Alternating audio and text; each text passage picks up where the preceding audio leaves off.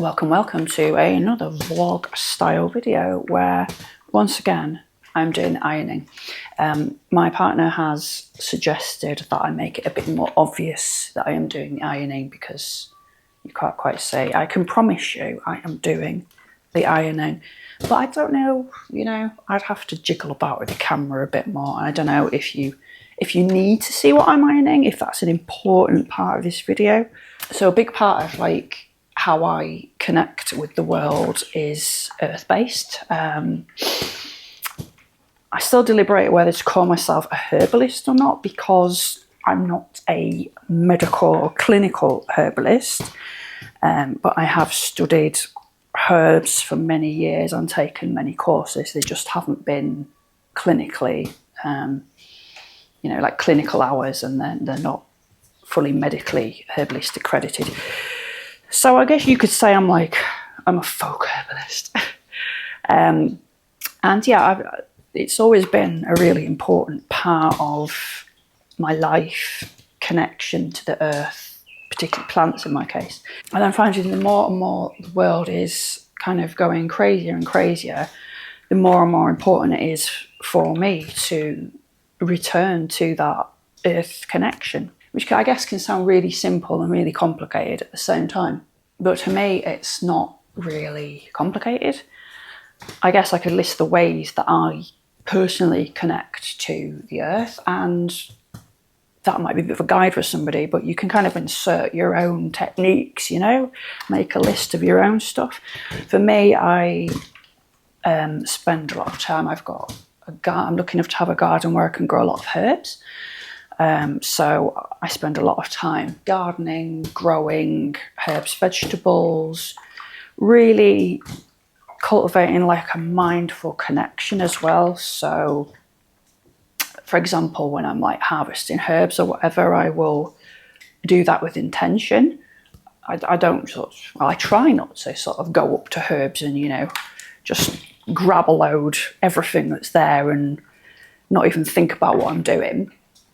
I find the way that I harvest herbs, I try and do it sort of mindfully and with intention and take my time and slow down, because I think slowing down is the key part of what connection with the earth is teaching us, is to slow down, because life is just so fast otherwise. But I also get a lot of herbs fresh out of the garden as well where I can, and just have them in tea, take them in tea. And it is a nice part of the practice just to, if you have the time to slow down and be able to actually sit with a particular plant, and as well as kind of sitting and meditating with a plant, then being able to harvest a little bit of that plant and take it back and have it in a tea. And again, not making tea like we often do when we're making a brew, it just bang a tea bag in, grab the kettle on, do it as quickly as possible, move on to the next thing whilst, if you have kids, you probably don't even get the brew drunk. But to kind of slow down and have a herbal tea, even the process of actually making the tea, a slower process, being much more mindful, even when we're just pouring the boiling water onto the herbs. And then going on beyond plants, more into sort of connection with the land itself. Again, just walking in nature.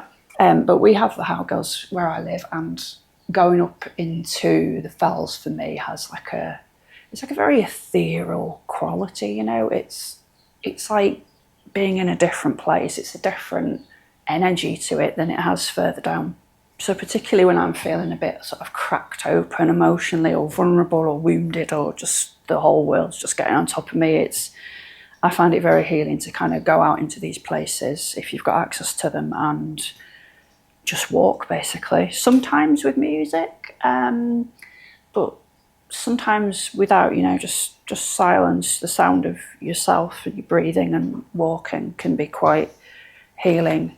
And I often find that's when things pop up as well into my mind that I maybe hadn't thought of before. And I suppose this connection to earth, to the land, to the planet that we live on is a bit more important just than, I'm grounding myself, I'm feeling better when I feel crap kind of thing. There is definitely that element to it, and that's kind of the default healing that I will go for, but I think it works just on a deeper level than that. And I guess that depends on your perception of humanity and how connected we are to this planet that we live on. To me, my point of view, which I'm hoping to put across a bit more in the content that I make, is that we are, as humans, intrinsically connected to this planet, and that we kind of almost need to step into our own callings, our own vocations, our own sense of self, our own power, to be able to kind of transmit that in a way into supporting the planet. Hopefully that makes sense. But yeah, I don't feel like us as humans and the planet are two separate things. I feel like we are just ultimately completely and utterly interconnected. You know, we came from the earth, we go back to the earth when we die.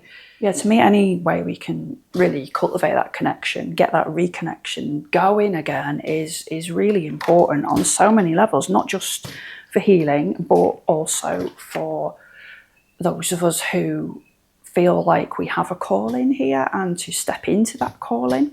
Yeah, I think that connection to earth can really help us to navigate such things in life, like life transitions. It's almost like part of the map.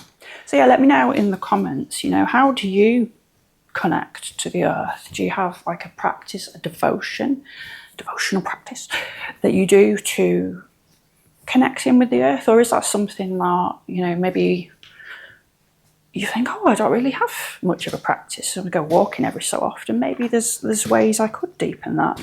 Maybe you're interested in exploring that as a possibility. I guess it's nice to know we're all going on this journey together.